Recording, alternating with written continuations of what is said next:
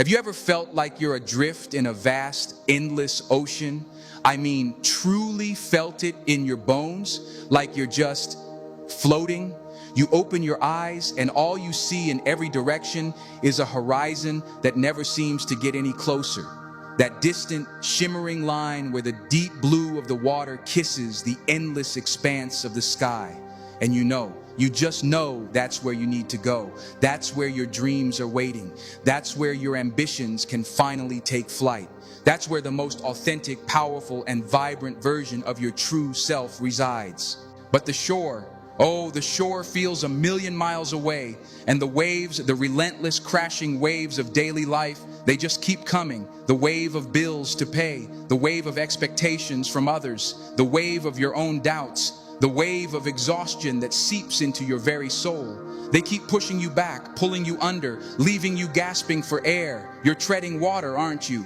Your muscles are screaming, your lungs are burning, and a cold, creeping despair whispers in your ear. Just give up. It's easier. Just let go.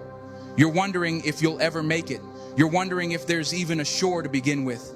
I know that feeling. I've lived in that ocean. I have felt the sting of saltwater tears mixing with the sea. I have felt the fire in my muscles turn to a dull, hopeless ache. I have felt the chilling dread that threatens to pull you down into the silent, dark depths where dreams go to die. But what if I told you that you have it all wrong? What if I told you that you don't have to swim that entire terrifying ocean all at once? What if I told you that the secret to reaching that distant, beautiful shore lies not in one single heroic superhuman effort, but in the small, quiet, almost imperceptible strokes you take each and every day? What if I told you that there are 9 daily habits, 9 simple yet profound actions that can act as your rudder in the storm, that can turn the tide in your favor, that can teach you not just to survive the waves, but to dance with them? These aren't just tips. They aren't life hacks or clever tricks. They are anchors in the storm of life. They are compasses that will always point you toward your true north, even when the sky is black and starless. They are the quiet whispers of hope that, when practiced day after day, become a roaring, victorious chorus of I can, I will, I am. In this video, we're not just going to talk about habits. We are going to embark on a journey together, a sacred journey, a journey to reclaim your power, to rediscover the fire of your purpose, and to build a life of deep, unshakable intention, one small, beautiful stroke at a time. So if you are tired of treading water, if you are done feeling powerless against the current, if you are ready to start swimming with purpose and grace toward your horizon, then stay with me. Lean in close and listen with your heart, because what I am about to share with you, what we are about to discover together, has the power to change everything. Welcome, captains. Hello, beautiful souls, and welcome. I am so deeply, deeply glad that you are here. What I just described, that feeling of being lost at sea, is not a unique failure. It is a shared human experience. We live in a world that is louder, faster, and more demanding than ever before. It's a symphony of chaos, constantly demanding our attention, pulling us in a million different directions at once. It's so easy to lose sight of the shoreline, to lose sight of who we are and what we truly, deeply want for our lives. But I am here to stand with you today and tell you with every fiber of my being that it does not have to be this way. You are not driftwood. You are the captain of your own ship. You have within you right now the power to create a life that is overflowing with purpose, drenched in joy, and anchored in profound meaning. And it all begins with your daily habits. Now, I know what some of you might be thinking. Habits? That sounds boring. That sounds like a chore. That sounds like a lot of hard work. And you know what? You're not wrong. It does take effort.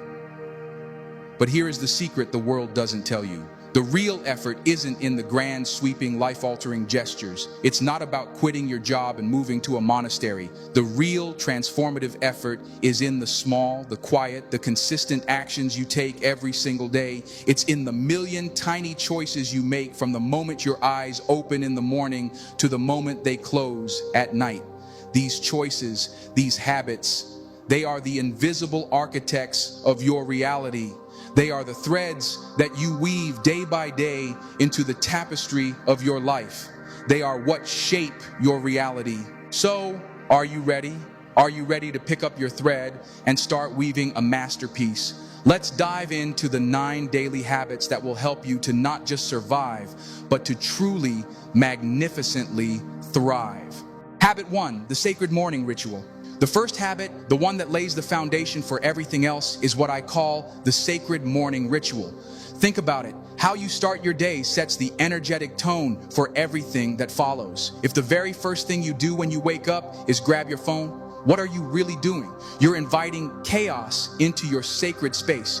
You are letting the world's agenda, the world's anxieties, the world's drama, and the world's demands flood your mind before you've even had a chance to connect with yourself. You are starting your day in a reactive state. You are letting the outside world dictate your mood, your focus, and your priorities. But what if, just what if, you chose differently?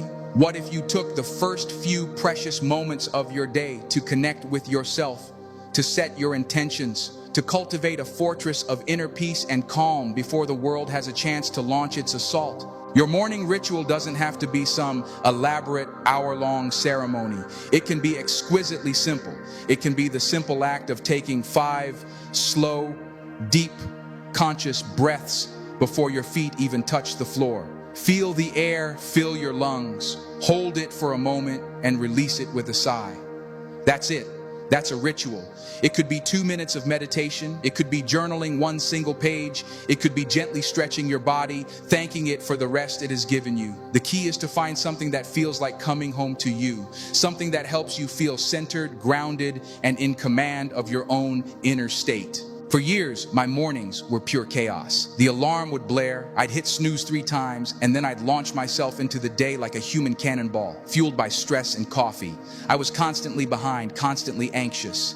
Then I started a tiny ritual. I decided that before I did anything else, I would make a cup of herbal tea and sit by my window for just 5 minutes. No phone, no email, no news, just me, my tea, and the quiet world outside. In those 5 minutes, I would write down 3 very specific things I was grateful for. Not just my family, but the way my daughter's hair smelled like sunshine when I hugged her yesterday. This tiny, simple practice, I promise you, had a profound, earth-shattering impact on my life. It was like dropping an anchor in a stormy sea.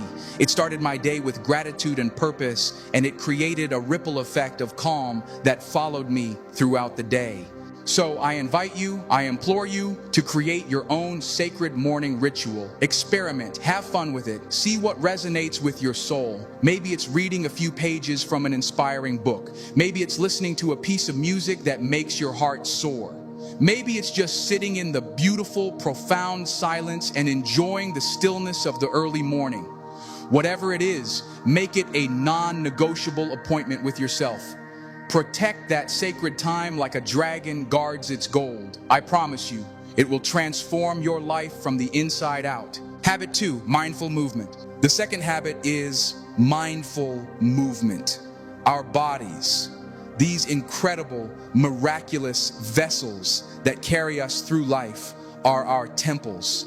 They are our homes. And yet, so often, we treat them like afterthoughts. We spend hours upon hours slumped at a desk, hunched over a glowing screen, forgetting that we were born to move. We forget what it feels like to move our bodies with intention, with joy, with a sense of celebration. Mindful movement is not about punishing yourself at the gym. It is not about forcing your body into submission on a treadmill. It's not about doing a workout that you absolutely hate just to burn calories. It is about finding a way to move your body that feels good, that energizes you, that connects your mind to your body and your body to your soul. It's about being fully present in the physical experience. It could be a brisk walk in nature where you consciously notice the feeling of the earth beneath your feet and the air on your skin. It could be a gentle, flowing yoga practice that feels like a prayer in motion. It could be turning up your favorite song and dancing around your living room with wild abandon, just like you did when you were a kid. The key is to be fully present in your body, to feel the glorious sensation of your muscles stretching and contracting, to feel your heart beating a powerful rhythm, to feel your breath flowing in and out, a constant reminder that you are alive. When you move mindfully, you're not just exercising your body, you're calming your mind, you're processing emotions, and you are nourishing your soul. I used to have such a toxic relationship with exercise. I saw it as a punishment for what I ate, a battle against my own body. I would push myself to the absolute limit, and I would end up feeling exhausted, depleted, and resentful. But then I discovered the power of mindful movement. I started practicing yoga, and I fell deeply in love with the way it made me feel. Yes, it was challenging, but it was also deeply gentle and nurturing. It taught me for the first time to actually listen to my body, to honor its limits on any given day, and to move with grace and ease instead of force and aggression. It became a celebration of what my body could do, not a punishment for what it wasn't. So I encourage you with all my heart to find a form of mindful movement that you enjoy. It could be anything: swimming, hiking, tai chi, rock climbing, gardening. The possibilities are endless. The important thing is that you do it consistently, and that you do it with an attitude of love and profound respect for your body.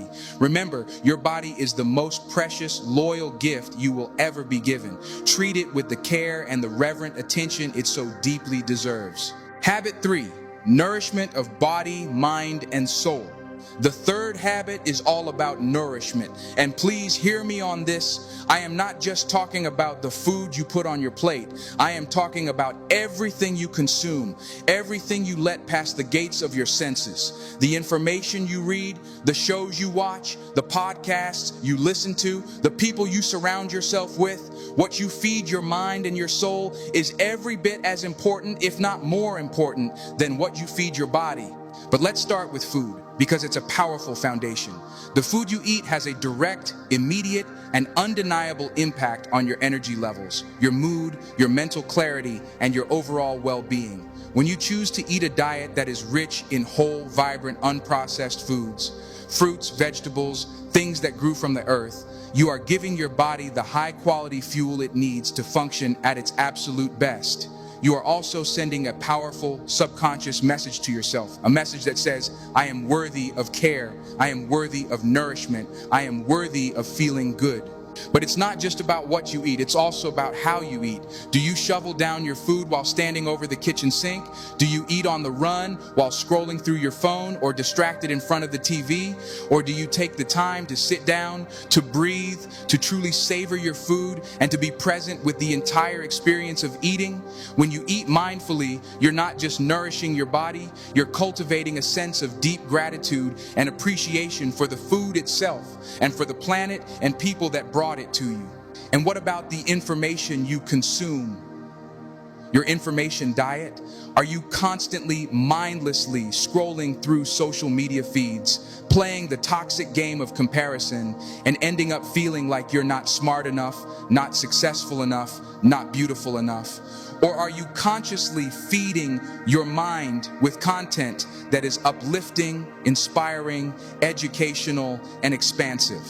The information you consume has a powerful effect on your thoughts, which create your beliefs, which shape your emotions, which drive your actions. So be a fierce gatekeeper of your mind. Unfollow the accounts that make you feel bad about yourself. Mute the negativity, and actively seek out content that helps you to grow and to expand your consciousness.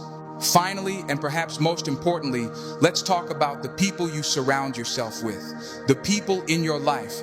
Are they radiators or drains? Do they leave you feeling warm, energized, supported, and seen? Or do they leave you feeling exhausted, depleted, and small? The people you spend the most time with have a profound and scientifically proven impact on your well-being, your success, and your happiness. So, Choose your company wisely. Choose with intention. Surround yourself with people who believe in your dreams, who celebrate your successes as if they were their own, and who will hold a safe space for you to fall apart when you need to.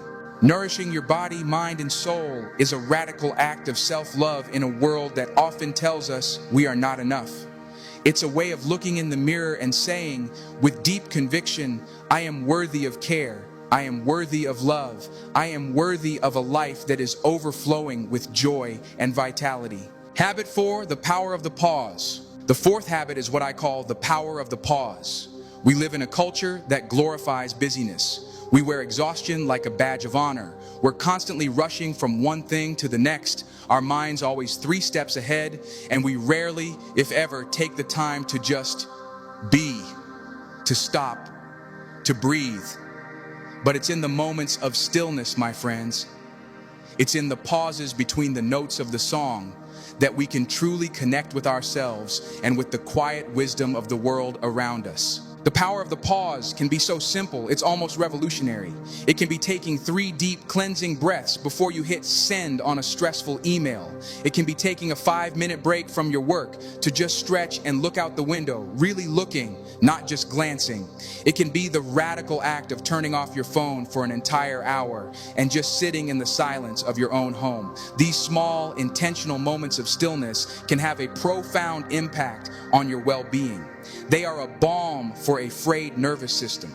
They can help you to dramatically reduce stress, to improve your focus and clarity, and to cultivate a deep, abiding sense of inner peace. I used to be a chronic rusher, a professional multitasker. I would pride myself on how many things I could juggle, how much I could get done in a single day. But the truth is, I was a mess. I was constantly stressed, perpetually anxious, and completely overwhelmed. I was living my life in a state of perpetual forward motion, and in my rush, I was missing out on the beauty, the magic, and the meaning of the present moment. I was missing out on my own life. Then slowly, I started to incorporate the power of the pause. I set a timer on my phone to go off every hour, and when it did, I would stop whatever I was doing and take 1 minute to just breathe and be. I started leaving my phone in another room in the evenings. I started taking walks without listening to podcasts or music. And I started to notice a monumental shift. I was calmer, I was more focused, I was more present. I started to notice the little things again. The taste of my coffee, the sound of my child's laughter, the color of the sunset. I was able to appreciate the small, exquisite moments of joy that I had been completely blind to before. So I invite you, I challenge you to embrace the power of the pause. Find small, creative ways to sprinkle moments of stillness throughout your day. It could be as simple as taking a few deep breaths before you start a new task. It could be taking a walk without your phone. It could be simply sitting in your car for 2 minutes in silence before you walk into your house after a long day. These small moments of pause are a powerful antidote to the stress and the chaos of modern life. They are your secret weapon. Habit 5, the evening reflection. The 5th habit is the evening reflection. Just as it is critically important to start your day with intention, it is equally important to end your day with reflection. The evening reflection is a sacred time to gently close the chapter of the day.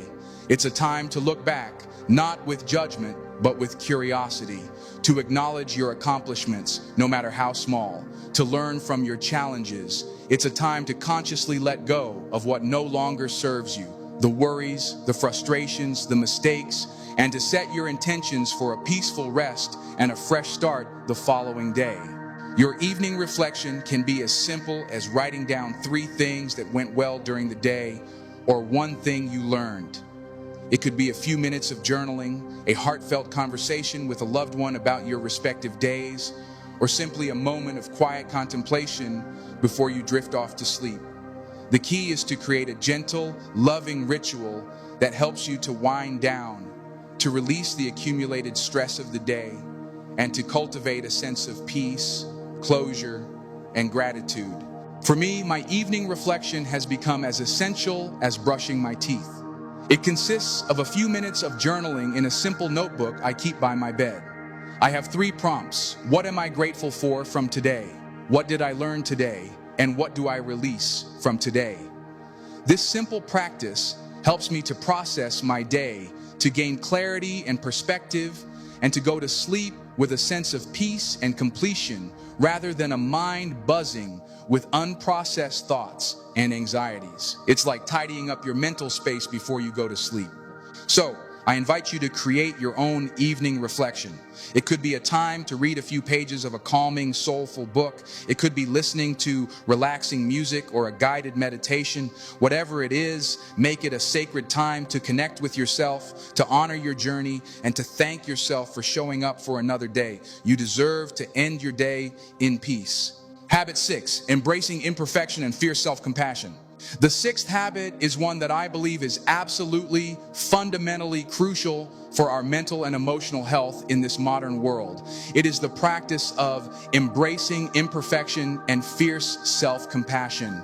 We live in a world that is obsessed with perfection. We see it everywhere. The perfect Instagram lives, the perfect grades, the perfect careers, the perfect families, the perfect bodies. It is an impossible, soul-crushing standard, and trying to live up to it is a surefire recipe for anxiety, burnout, and a deep sense of failure. And in that chase for perfection, we become our own worst enemies, don't we? We all have that voice in our head, that inner critic, the one that tells us we're not good enough, that we failed again, that we should have done better, tried harder, been smarter. But what if we chose to silence that inner critic? Not by fighting it, but by meeting it with a voice of radical kindness. Self-compassion is not about making excuses. It is not about letting yourself off the hook or wallowing in self-pity. It is about treating yourself with the same warmth, kindness, and unconditional understanding that you would instinctively offer to a dear friend who was struggling. It is about looking at your own humanity in the mirror and saying, it's okay. It's about recognizing that making mistakes, failing, and falling down is a fundamental, non-negotiable part of being human. It is how we learn. It is how we grow. It is how we build the muscle of resilience. I remember a time a few years ago when I completely and utterly messed up a major project at work. It was a public failure, and my first instinct was to drown in a tidal wave of shame. My inner critic was having a field day, screaming at me that I was a fraud, that I was incompetent, that I had let everyone down. I felt sick. But then, in the midst of that storm, I remembered this practice. I literally stopped, went into a quiet room, placed a hand over my own heart, which was pounding with anxiety. And I said to myself out loud, this is a moment of suffering. This is really, really hard right now. You made a mistake, and that is okay. You are human. You did your best with what you knew at the time, and you will learn from this. That simple, profound shift from brutal self-criticism to gentle self-compassion was a game changer. It didn't magically fix the problem, but it stopped the shame spiral. It allowed me to breathe. It gave me the clarity and the courage to move forward and actually fix the situation rather than being paralyzed and hidden by my own shame. So the next time you stumble, the next time you fall short, the next time you feel that familiar hot wave of self-judgment wash over you, I beg you to pause. Acknowledge the pain. Don't push it away. And then offer yourself a little grace, a little tenderness. Remind yourself that you are worthy and deserving of kindness, especially from yourself. This isn't weakness, my friends. This is the ultimate source of inner strength. Habit 7, connecting deeply with nature. And that brings us beautifully to our 7th habit, connect deeply with nature. In our modern, fast-paced, technology-saturated lives, it is so incredibly easy to feel disconnected. Disconnected from our own bodies, from each other, and most profoundly, from the earth itself. We spend our days under harsh artificial lights, staring at pixelated screens, living in climate-controlled boxes, forgetting that we are not separate from nature. We are nature. We are a part of the natural world, and our souls crave that connection. Connecting with nature is a powerful, grounding, and healing practice that can instantly shift your perspective and soothe your nervous system. It reminds you, in a visceral way, that you are a part of something so much bigger, so much older, and so much wiser than your own fleeting worries and anxieties. The sound of wind rustling through the leaves of a tall tree, the warmth of the afternoon sun on your skin, the incomprehensible vastness of a star-filled night sky. These things have a way of putting our human-sized problems into their proper perspective.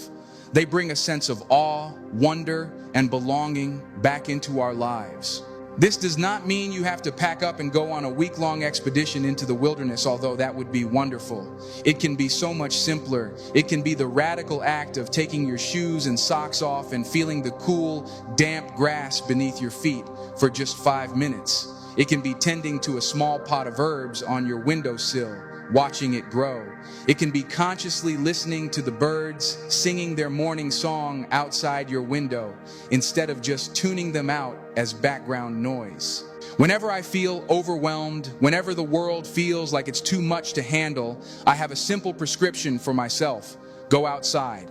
I find a tree and I just look at it. I notice its gnarled bark, its incredible strength, its deep roots, its resilience through countless seasons. I notice how its leaves dance and surrender to the breeze. And in that moment of quiet observation, I feel my own roots growing deeper into the earth. I feel centered. I feel calm. I feel held. So I urge you, please make a little time each day to consciously connect with the natural world. Step outside, breathe in the fresh air, really smell it, look up at the sky, touch a leaf. Let Mother Nature remind you of the simple, profound, and healing beauty that is always, always available to you. It is one of the most powerful forms of therapy on the planet, and it is absolutely free. Habit 8, deep listening and authentic connection. Our 8th habit moves from our inner world and the natural world to how we relate with others. It's the sacred practice of deep listening and authentic connection. In a world so full of noise, distraction, and opinions, how often do we truly listen to one another? Be honest. Most of the time, we're not listening. We're waiting for our turn to speak. We're formulating our response, our clever comeback, our own related story. We are hearing the words, but we are completely missing the music. We miss the subtle shifts in tone, the emotion in the eyes, the vulnerability trembling just beneath the surface, the unspoken truth behind what is actually being said. Deep listening is a gift. It is one of the most profound acts of love and respect you can offer another human being. It's the act of offering someone your undivided, compassionate, non-judgmental attention. It's about putting your own ego, your own story, and your own agenda completely aside and becoming a safe, sacred space for another person to be fully seen and fully heard. It's about listening with your ears, your eyes, and your whole heart. And when you do this, something absolutely magical happens. The connection between you deepens exponentially. Trust is forged. Walls come down. People feel valued. They feel like they matter. I had a friendship that was on the verge of collapsing. We kept having the same circular arguments over and over, leaving us both hurt and misunderstood. One day, in sheer desperation, I decided to try something different. Instead of jumping in with my own defense and my own perspective, I just decided to listen. I took a deep breath and said, "Help me understand." I asked questions. I said, "Now tell me more about that." I did not interrupt. I did not defend. I just listened. And for the first time, I truly, deeply heard the pain and fear behind my friend's anger. It was heartbreaking and healing all at the same time. That one conversation, that one single act of deep listening saved our friendship and took it to a level of honesty we had never had before. So I challenge you today. In one conversation, just one, practice deep listening. Put your phone down, turn it over, put it away. Make eye contact. Get curious as a child. Ask questions that begin with what or how. Resist with all your might. the urge to talk about yourself. Just listen. This practice will not only transform your relationships with the people you love, it will transform your relationship with the world. It builds bridges of empathy and understanding, which our world needs now more than ever. Habit 9, engage in creative play. And finally, our 9th habit. This is the one we so tragically forget as we march into the seriousness of adulthood. It is the vital, joyful, soul-quenching practice to engage in creative play. When was the last time you did something just for the fun of it? Not because it was productive, not because it would advance your career or look good on your resume, not because you were trying to achieve a specific goal, but simply for the pure, unadulterated, childlike joy of it. As children, play is our natural state. It is our work. It's how we explore the world, how we learn the rules, how we express our wildest imaginations. But somewhere along the path to growing up, we get the toxic message that play is frivolous, that it's a waste of precious, productive time. We trade our paintbrushes and dance parties for spreadsheets and to-do lists, and in doing so, we starve a vital, vibrant part of our spirit. Creative play is your soul's recess. It's about letting go of the need to be good at something. It's about releasing all expectations and embracing curiosity, spontaneity, and silliness. It could be doodling in a notebook while you're on a phone call. It could be building an epic fort out of couch cushions with your kids or by yourself. It could be singing at the top of your lungs in the car. It could be trying a new recipe without worrying about the outcome, or having a spontaneous 5-minute dance party in your kitchen while you wait for the water to boil. It's anything that makes you feel light, free, and connected to your own inner child. There is no right way to play. The only rule is that it has to be fun for you. For me, it's getting out my cheap set of watercolors. I am not a great painter, not by any stretch of the imagination, but the feeling of the wet brush on the paper, the unpredictable way the colors bleed and mix together, it's pure magic. It completely silences my inner critic and reconnects me with a sense of wonder and possibility. So please, I'm begging you, give yourself permission to play. Schedule it into your calendar if you have to. 10 a.m., playtime. Reclaim that beautiful, essential part of you that knows how to find profound joy in the simple act of creation and expression. It will refuel your energy, spark new ideas in all areas of your life, and remind you that this journey isn't just about doing and achieving, it's also about being. Your first stroke. So, there you have it. 9 daily habits. 9 simple strokes to help you navigate the vast ocean of your life. The morning ritual, mindful movement, nourishing your body, mind, and soul. The power of the pause, the evening reflection, embracing imperfection and self-compassion, connecting with nature, practicing deep listening, and engaging in creative play. These habits are not about achieving perfection. They are about making progress. They are about making small, consistent, loving choices that align with the person you truly want to be and the life you deeply desire to live. I know that it can feel overwhelming to think about incorporating all of these new habits into your life all at once. So don't. I encourage you to start with just one. Which one of these habits made your heart lean in a little closer? Which one felt like a cool drink of water for a thirsty soul? Choose that one, just one, and commit to practicing it imperfectly for the next 30 days. And then, once that habit has become a more natural part of your routine, you can begin to weave in another one. Remember, this is your journey. This is your ocean. There is no right or wrong way to do it. The only thing that matters is that you start, that you take that first brave stroke, and then another, and then another. And before you know it, you'll look back at the horizon from a place of strength and purpose, and you will be absolutely amazed at how far you've come. You have the power within you right now to create a life that is filled with purpose, joy, and profound meaning. You have the power to be the author of your own story, the captain of your own soul. So, my question to you is, what are you waiting for? The journey of 1,000 miles begins with a single step. Take that step today. Thank you so much for sharing this time and this space with me today. It has been an honor. If you found this video helpful, if it sparked something within you, please give it a thumbs up and subscribe to the channel for more content like this. And I would truly love to hear from you in the comments below. What is the one habit that you are going to commit to practicing? Let's declare it. Let's support each other on this beautiful, challenging, and worthwhile journey. Until next time, take the deepest care of yourself and remember to always, always believe in yourself.